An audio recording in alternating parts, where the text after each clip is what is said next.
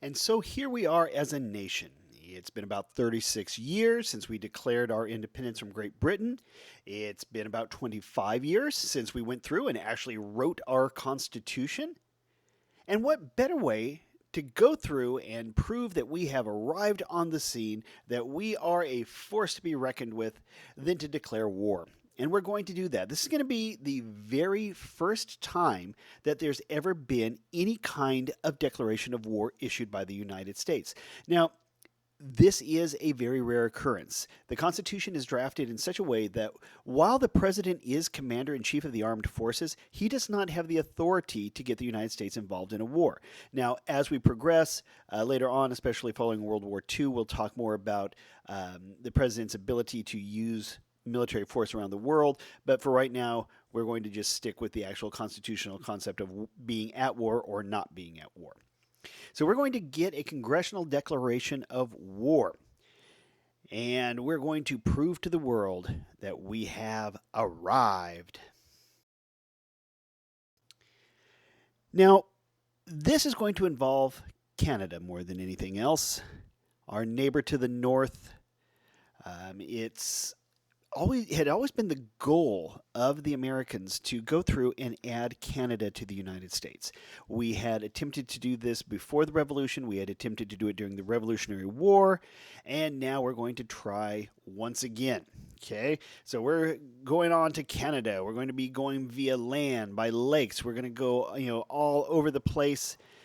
But unfortunately, not everybody is really a big supporter of this war. There is a great deal of disunity.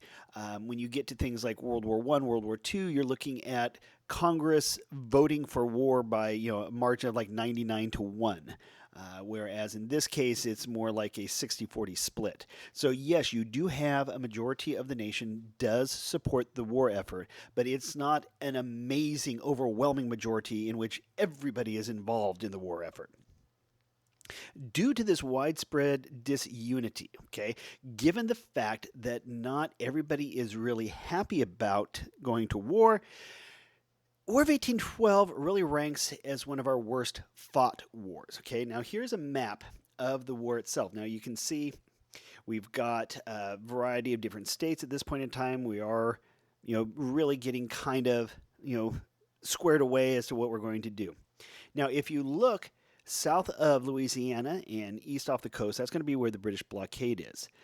You can kind of see there in Virginia where we're going to actually have British troops take Washington, D.C. They're going to sack the city. We're going to have a number of different battles up in the Great Lakes area.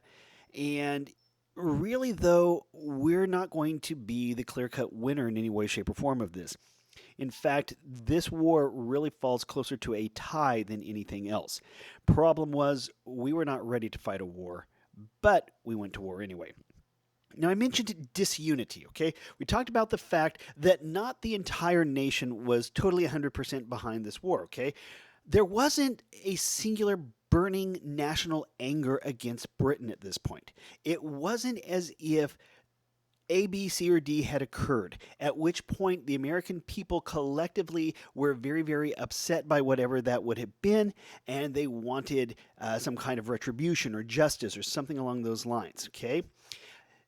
After the Chesapeake, you might remember, where the British had fired upon an American ship, there was great outrage like that, okay? But there wasn't a nationwide burning desire to go after Canada or take out Britain or anything along those lines. Now, the regular army, if you remember Mr. Jefferson, did not like the idea of a standing army. In fact, he wanted it reduced as much as possible, and they were able to succeed at that. When President Madison is getting ready to go to war, he has a greatly reduced military to deal with. So the regular army is in very bad shape. It's scattered. It is spread out, all over the frontier, for example. The generals, quite a few of them, were well up in years. More than one would be considered senile.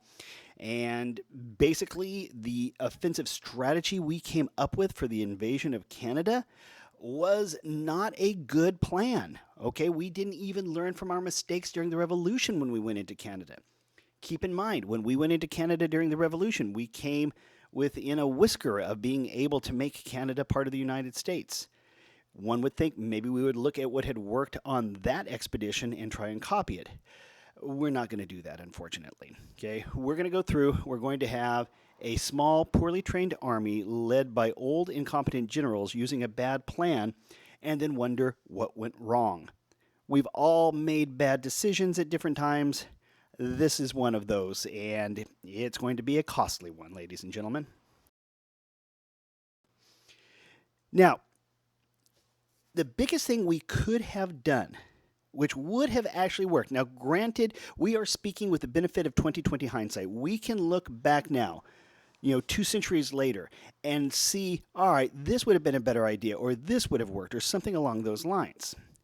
If we had taken Montreal, if we had been able to capture Montreal, if we had focused on Montreal, then that would have been like, cutting the roots out of a plant, okay? We would have cut a tree down right at the roots. We would have made sure that everything would have wilted at that point in time, okay? It would have severed the whole thing. But we didn't do that. No, we made a very different plan, okay? We were going to, instead of going after Montreal, we're going to hit 3 different areas, okay? One of those, we're going to go from Detroit, and we were going to invade Canada. That invasion cost us over 2,000 men when the general in charge surrendered before anybody even fired a shot. Okay? That is the kind of wonderful expeditions we're going to see in this. You also have an attack from Niagara, and you have an attack from Lake Champlain. So we're going after Canada in a 3-pronged attack, none of which is going to work. Each one of these is going to be beaten back one after another. We didn't concentrate our forces to go after Montreal, and as a result, Canada would never be part of the United States. Okay? Now, the British, on the other hand, they showed a great deal of enthusiasm. Okay, early on, they went through and they captured. I had to look this up to make sure I was pronouncing it somewhat correctly. They captured the American fort of Michilimackinac.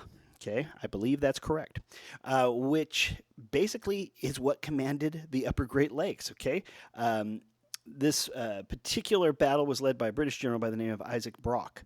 Now, you got to understand, the Great Lakes are a very, very large body of water.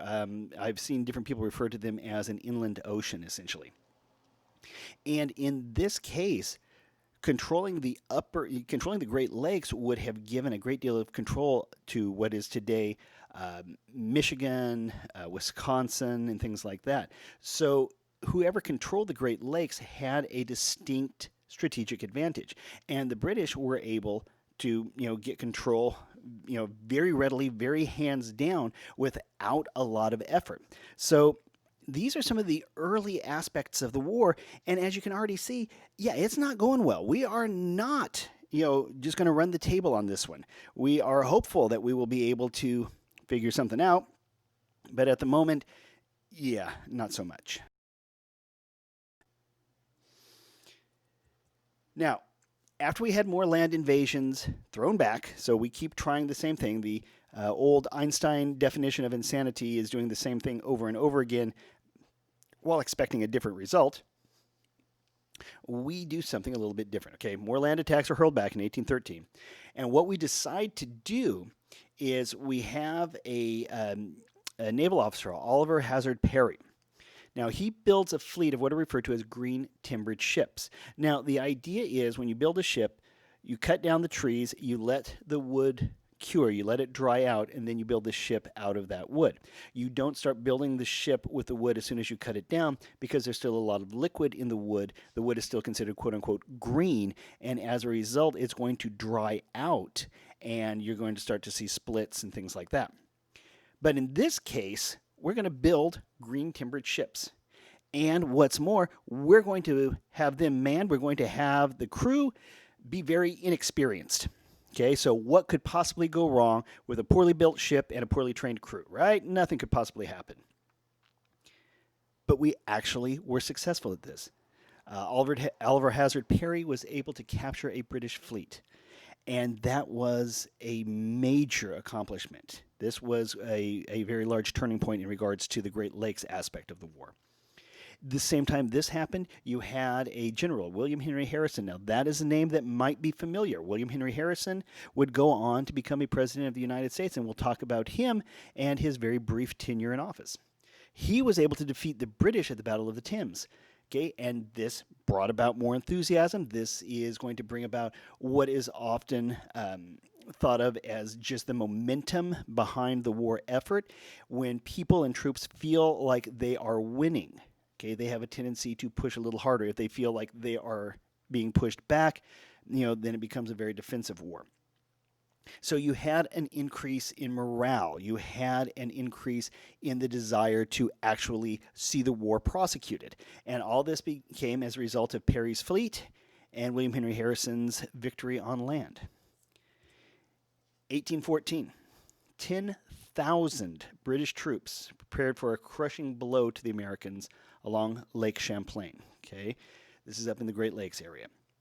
However, September 11th, 1814, you have Captain Thomas Macdonough challenged the British, snatched, as the saying goes, snatched victory out of the fangs of defeat, and was able to force the British into a retreat.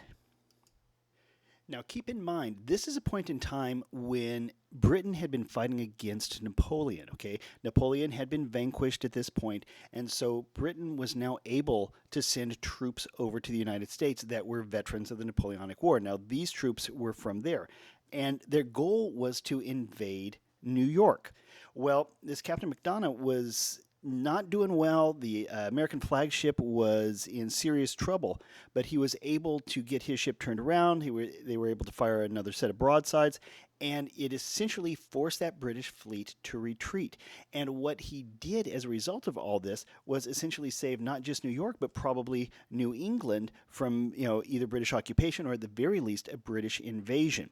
That would have been disastrous for the United States. So when we say that he was able to snatch a victory from the fangs of defeat, not only was it that, but these were crack troops. These were troops that were really experienced and probably would have made a huge difference had Captain Macdonough not been able to actually accomplish what he did.